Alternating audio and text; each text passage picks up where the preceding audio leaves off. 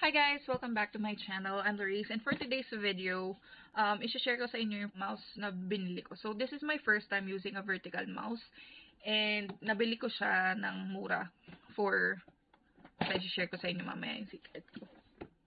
So, I bought a Seeker or Deluxe Seeker M618X SD. So, dalawa yung binili ko, isang black at isang white para dun sa partner ko kasi alam niyo naman, pag mga work from home, bibili tayo ng mga tools na magiging komportable tayong mag-work. Like, kagaya anong nasabi ko nung nakaraan, yung widescreen monitor or dual monitor. I also have a mechanical keyboard. And then ngayon, ito namang vertical mouse yung binili ko. So, paano nga ba yung vertical mouse? So, vertical siya, ibig sabihin, kasi yung normal mouse natin is ganito. So, yung vertical is yung nakatayo, which is also carpal tunnel syndrome. So, yung ganito, kapag, di ba, madalas sumasakit yung wrist natin kapag masyadong madaming ginagawa, like copy-paste, mga Excel, ganyan. So, ayan. So, ito yung mouse. Ito talaga yung mouse. And then, may kasama siyang Type-C cable, USB cable. And then, may kasama siyang bag kung gusto nyong dalhin yung mouse ninyo. And then, meron din siyang kasamang magnetic handrest. So, ayan. So, kaya ito handrest lang to. Tapos, ito na talaga yung hand. Tapos, meron din siyang OLED display here. So, makikita ninyo kung anong DPI yung selected, anong mode yung selected. Like, wireless, Bluetooth, Bluetooth 1, Bluetooth 2, and then wired. So, ayan. Nandito din yung battery level. And then, dito sa likod, meron siyang one switch on and off. Ayan. Tapos dito may pindutan dyan. Nakasulat dito 2.4G, BT1, Bluetooth 1, ibig sabihin Bluetooth 2. So, kapag meron kayong laptop with Bluetooth, pwede nyo siyang i-connect sa Bluetooth 1 or Bluetooth 2. So, pwede nyo siyang i-connect sa 4 devices sa isang, 4 devices at a time. So, iba-iba siya. So, itong USB Type-C, you can use it wired din. And then, ito din is yung charger niya. So, dahil rechargeable to. Hindi kagaya nung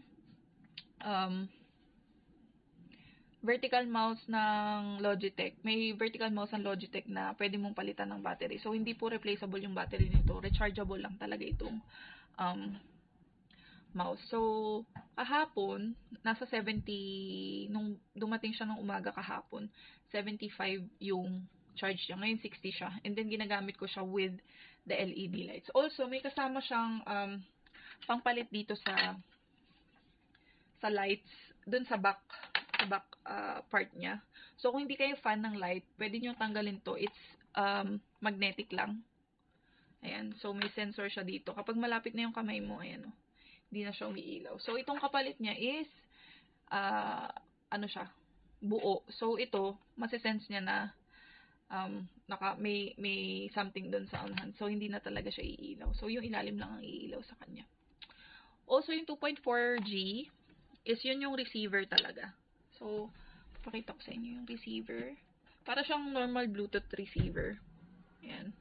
And then, magnetic din siya dito kapag nilagay nyo siya dito. So, hindi siya madaling mawawala kung nakalagay na siya dito. And, mabilis lang din naman siyang ipasok na ganyan. So, napanood ko yung mga old reviews here, like 5 years ago.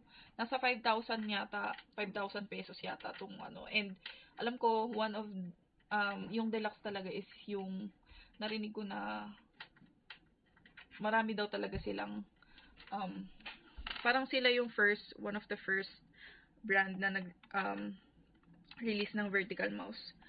So, ayan.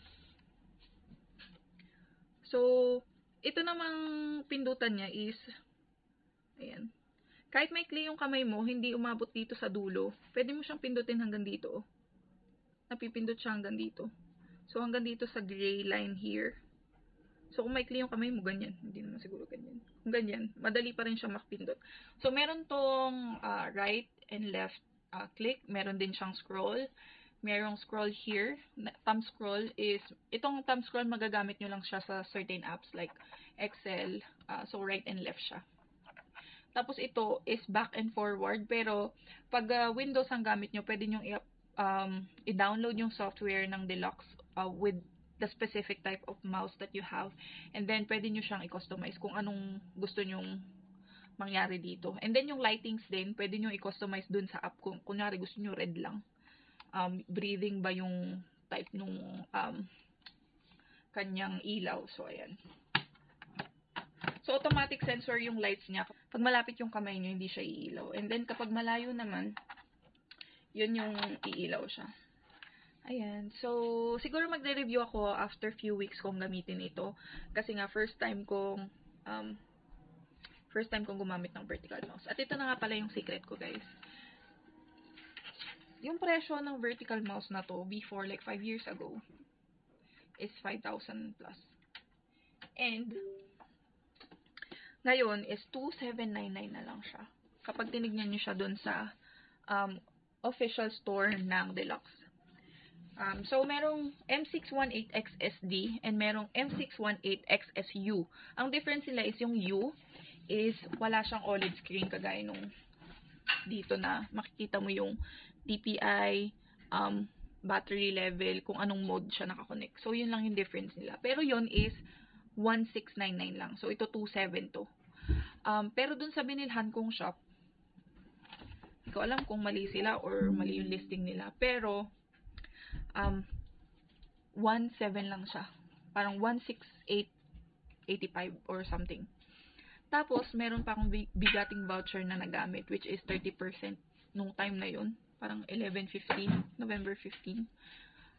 So, yung binili ko yung dalawa, nakatipid ako ng halos 1,000 kasi 2,400 lang yung napagbayaran ko. So, parang mga 1,2 lang siya isa. And, sa official store, 2,700 to.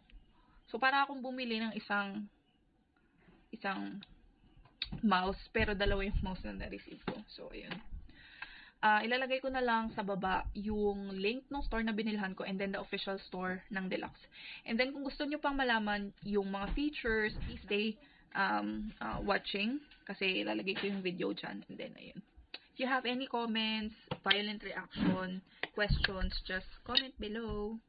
Yun lang.